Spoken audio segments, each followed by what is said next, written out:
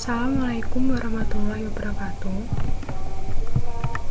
Perkenalkan, saya Afidah Khalifatul Zahra dari kelompok 5 dengan NIM 040 beserta rekan-rekan saya, yaitu Rizky Arya Permana dengan NIM 045, Muhammad Alfi Nur Hilmi dengan NIM 046, Muhammad Lazi Safroni dengan NIM 074, dan Balkis Arifah dengan NIM 076 akan mempresentasikan terkait diskusi bersama kelompok terkait studi kasus yang berjudul Knowledge Management and Collaboration at Tata Consulting Service dengan berikut penjelasannya.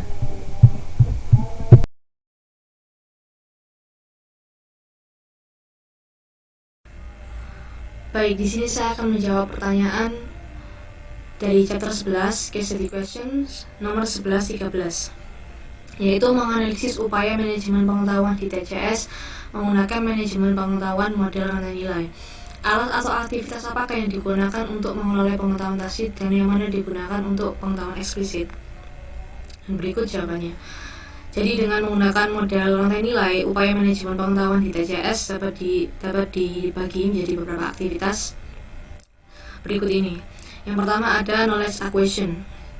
Jadi selama bertahun-tahun TCS telah memperoleh pengetahuan dan pengalaman yang luas di beberapa bidang proyek darat lainnya di seluruh dunia, termasuk di bidang asuransi seperti GE Health, kemudian ada Hewlett Packard dan Prudential dan juga lain-lain.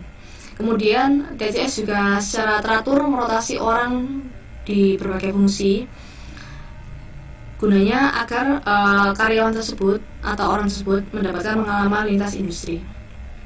Kemudian nomor 2 yaitu knowledge storage atau penyimpanan pengetahuan.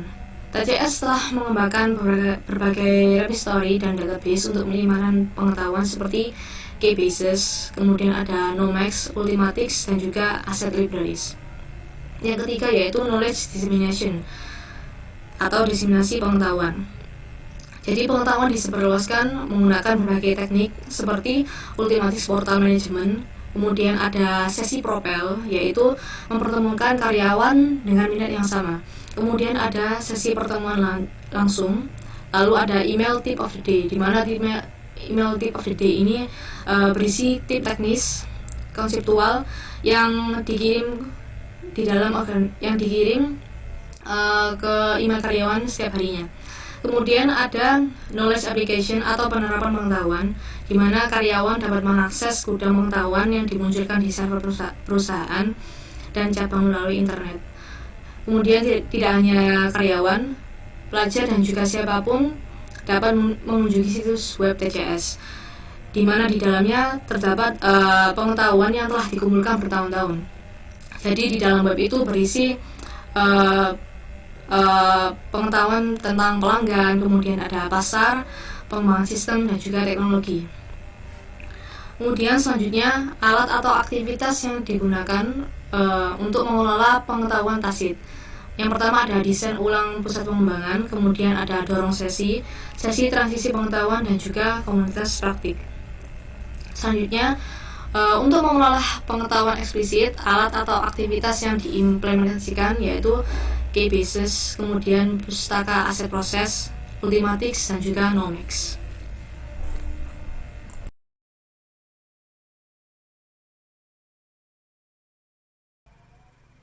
Selanjutnya adalah 11-14. Jelaskan pertumbuhan sistem manajemen pengetahuan di TCS dan bagaimana sistem ini membantu TCS dalam bisnisnya. Jawabannya adalah konsep manajemen pengetahuan atau KM diperkenalkan di TCS pada tahun 1995 dan tim KM khusus yang disebut Corporate Groupware dibentuk pada tahun 1998. Grup ini meluncurkan uji coba KM pada pertengahan 1999. Saat itu KM di TCS mencakup hampir semua fungsi, mulai dari penjaminan kualitas hingga pengelolaan SDM. Karyawan dapat mengakses gudang pengetahuan yang berada di server perusahaan dan cabang melalui intranet dengan browser front-end atau client nodes. Gudang pengetahuan biasa disebut Keybase, berisi berbagai macam informasi tentang proses, lini bisnis, lini teknologi, dan proyek.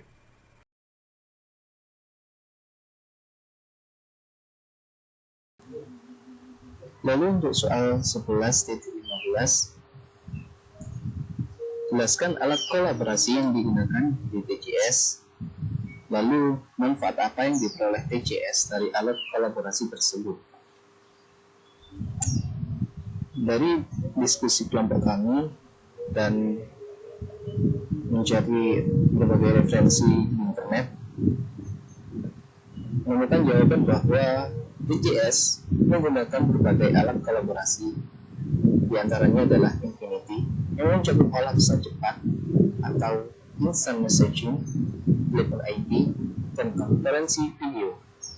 Lalu juga terdapat Blocker Wiki dan terdapat Ideastream, Type, dan Message. Lalu terdapat keuntungan atau manfaat TCS dari alat kolaborasi tersebut. Yang pertama adalah kolaborasi di luar negeri dan kantor lokal ditingkatkan karena pesan instan atau instant messaging menghilangkan perbedaan budaya dan pengucapan yang dapat terjadi di telepon.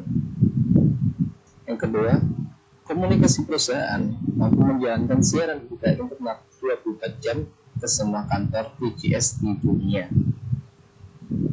Lalu terdapat keuntungan yang lain, ialah biaya perjalanan dan telekomunikasi berkurang, masing-masing sebesar 40% dan 6%. Lalu keuntungan yang lain adalah alat lain meningkatkan kolaborasi, komunikasi, dan berbagi pengetahuan di antara karyawan.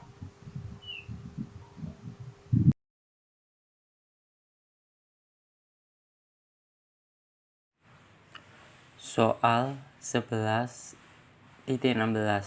Bagaimana alat web 2.0 membantu TCS untuk mengelola pengetahuan dan kolaborasi di antaranya para karyawan? Jawaban: dari diskusi kelompok kami dan mencari sumber di internet, yaitu jawabannya blog, wiki, dan alat lainnya digunakan untuk meningkatkan komunikasi dan produktivitas di antara karyawan. Wiki sendiri digunakan untuk berkolaborasi pada materi yang terkait dengan proyek, mendukung sesi curah pendapat, dan mengembangkan presentasi. Karyawan menggunakan blog sebagai sarana untuk mengumpulkan masukan tentang masalah yang mereka hadapi dalam suatu proyek. Yang lainnya, sistem JustAsk memungkinkan karyawan untuk mengajukan pertanyaan dan pada gilirannya mendapatkan jawaban dari kolega lain, terkadang mengarah ke diskusi terperinci.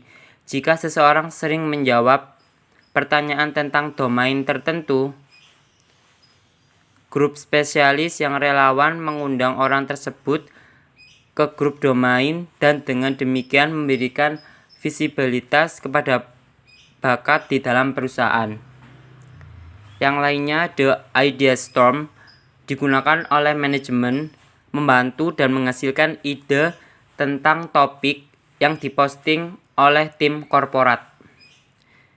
Yang terakhir, TIP digunakan sebagai portal untuk inovasi dan ide-ide baru. Ini membantu manajemen untuk mengumpulkan ide-ide yang berkaitan dengan inovasi produk atau layanan dan membantu dalam memecahkan masalah. TCS juga menggunakan jejaring sosial seperti MySite untuk membantu karyawan berkomunikasi lebih baik satu sama lain.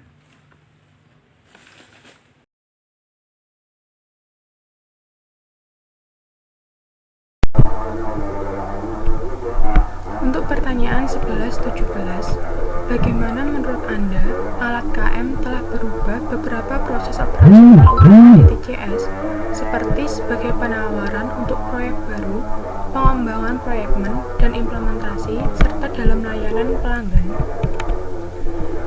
Dalam hal penawaran proyek, TCS terus bergerak lebih tinggi dengan mengajukan penawaran yang strategis.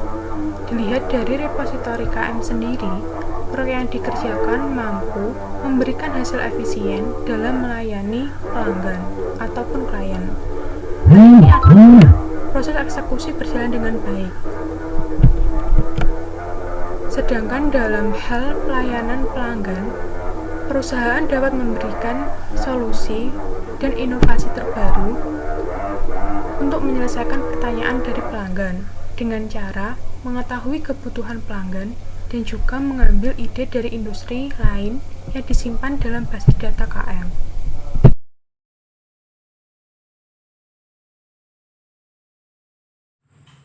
Kesimpulan, secara keseluruhan, alat KM telah menjadi sumber daya strategis utama di perusahaan dan semua karyawan diminta untuk mempelajarinya sebagai bagian dari orientasi mereka.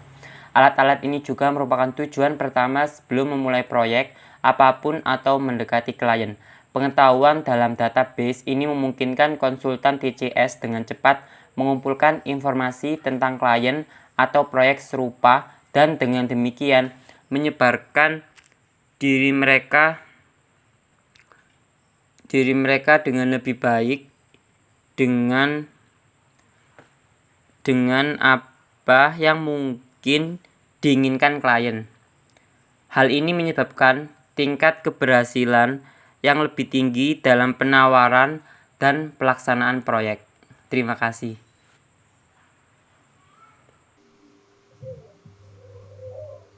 Sekian diskusi dari kelompok kami dengan studi kasus Knowledge Management and Collaboration at Tata Consulting Service yang berupa video presentasi. Kami ucapkan terima kasih kepada Bapak Asmuni SPMkom selaku dosen pengampu dan juga Ibu Bias Karpaluki SPM selaku dosen pengganti mata kuliah Sistem Informasi Manajemen yang telah membimbing kami serta memberikan kami materi. Dan terima kasih untuk teman-teman atas kerjasamanya. Wassalamualaikum warahmatullahi wabarakatuh.